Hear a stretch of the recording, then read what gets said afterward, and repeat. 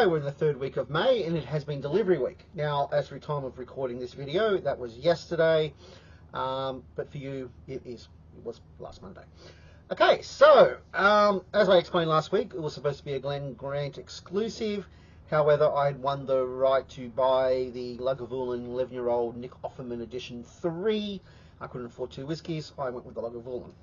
I'm really looking forward to this. I haven't even tasted it yet, and I'm fairly confident I'm not going to be disappointed like I was with the Glendronach. Not that it was a bad whiskey. A lot of people thought I hated it. I didn't hate it. It's just not what I was expecting. Okay, so we have the Nick Offerman 11-year-old, well, the Lagavulin 11-year-old Nick Offerman Edition Charred Oak Cask. So yeah, really looking forward to this. Now, I've had the previous 2 Lagavulins, Nick Offerman editions. The first time we had one, it was the whiskey of the month. I didn't know who Nick Offerman was. I was vaguely aware he was an actor and done some bit pieces. But when we got the second one, Mel and I had just finished watching Parks and Rec. So hey, it's Ron Swanson. So it meant something to us, even though Mel does not like peated whiskies. And so when I told her I was getting this instead of the probably more palatable for her Glen Grant, I said, oh, sorry, and she said, well, that's all right, just buy me a steak. So for Mother's Day, she had steak and eggs for breakfast. So it all works out. Okay, so Lagavulin from my complete whiskey guide, well, complete-ish whiskey guide. Up the road at Lagavulin, there are no such debates about quality. This is the most distinguished mainstream malt found today.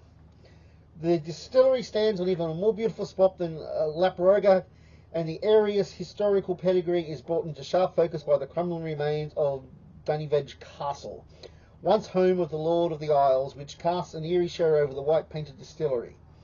One of the great charms of the Islay distilleries is the way they all painted in white, with their name displayed on the walls of warehouses in the massive black capitals, so that from the ferry, a very quick twiddle on the binocular soon tells you which great house you are passing. Somehow Lagavulin always seems to be the one that beams brightest towards the Irish mountains of Atrim, which on a clear day can be seen 20 miles away. Okay, so there, at the time of this print there were 4 stills, but they're smallish and fat. I would believe that because after the Nick Offerman Edition 2, we had done a live stream with Lagavulin through the club, and they had said that because of the supply issues that the world was facing because of the COVID, Lagavulin production had been reduced, which is why there was a ballot to buy these. So, yeah. Where was I? It's not so much the quantity, it's the quality. Yep, I would attest to that. This is a distillery which has always enjoyed a high reputation since its somewhat confused origins. There seems little doubt that the whiskey was being made on the site as far back as the 1740s, when 10 illicit seals were manned in close proximity. The spirit perhaps pooled in the style of a cooperative before being smuggled to the mainland. In 1816 and 1817, 2 legal distilleries were built side by side, but by the 1840s, one had absorbed the other.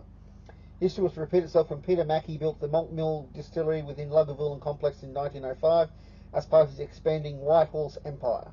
The distillery ran until 1960, Lagavulin's mash tun as Kinavini today uses Ballavinis, but with its own washbacks and stills. The one glass of it the author had ever tasted was intensely peaty than any other whiskey I've ever encountered, and that was Mackie's intention. Eventually, that distillery too was swallowed up by Lagavulin, and to my knowledge, not a single cask of it remains. Wow. Okay, so let's get into it.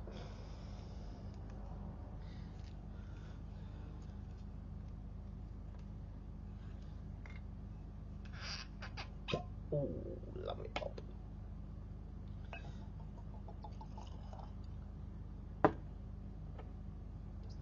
Now, I'm going to go a bit easy on this because with the supply issues of Lagavulin, I want this to last. Okay, so we have a nice golden colour.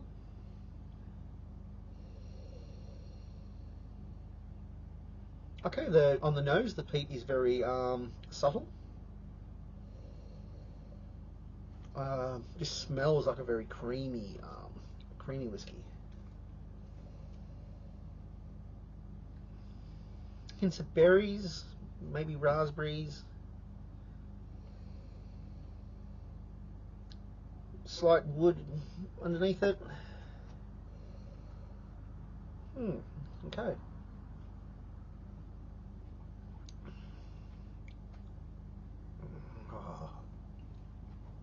Oh yeah.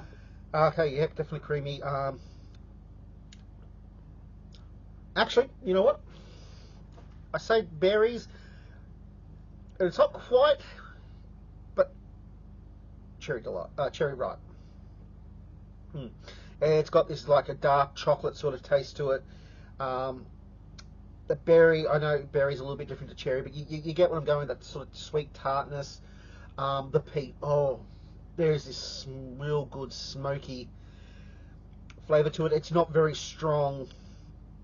Like, it's not like the smokehead where it's a bit overwhelming, but it just really complements the other flavours really well. And then I'm picking up a tiny little bit of the oak in it as well. This is, yeah, I definitely think I made the right choice. Oh, this is a delightful dram. Yeah.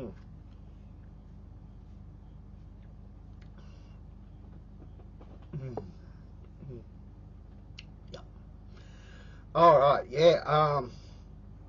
Oh, I can't wait to compare this to the edition 2. That's going to be interesting because I attributed the second edition, the Guinness cask, had the same sort of dark chocolate sort of undernotes, which I attributed to the Guinness. But now I'm wondering, because I don't recall it in the edition 1. But yeah, so the Lagavulin 11-year-old Nick Offerman edition 3 charred oak casks. Yeah, this is a winner. Oh yeah. Oh yeah. Okay, so until next week, Santé.